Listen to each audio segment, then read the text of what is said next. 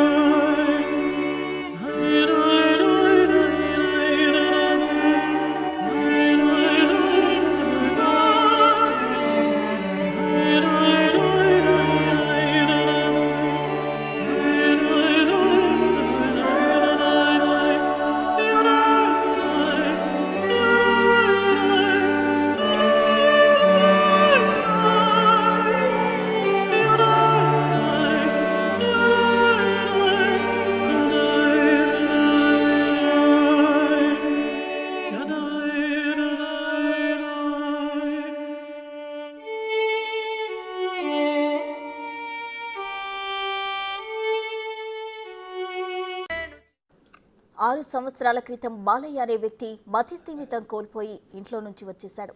ఆ సమయంలోనే జూబ్లీహిల్స్ పెద్దమ్మ గుడి పరిసర ప్రాంతాల్లో తిరుగుతుండగా ఆయనకు మాతృదేవోభవ అనాథాశ్రమం సభ్యులు ఆశ్రయం కల్పించినట్టు వెల్లడించారు. గత నెల రోజుల క్రితం బాలయ్య కూతురు దివ్య ఆ ఆశ్రమంలోనే అన్నదానం నిర్వహించడానికి వచ్చి తమ కన్నతండ్రి బాలయ్య కూడా తప్పిపోయాడని చెప్పినట్లు ఆశ్రమం నిర్వాహకులు తెలిపారు.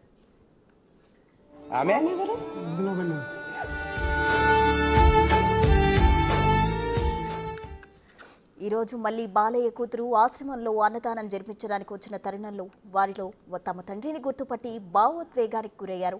ఇంతకాలం కన్న తండ్రి ప్రేమకు దూరమైన కూతుళ్లకు తండ్రిని ఒకటి చేసినందుకు చాలా సంతోషంగా ఉందని ఆశ్రమ నిర్వాహకులు తెలిపారు.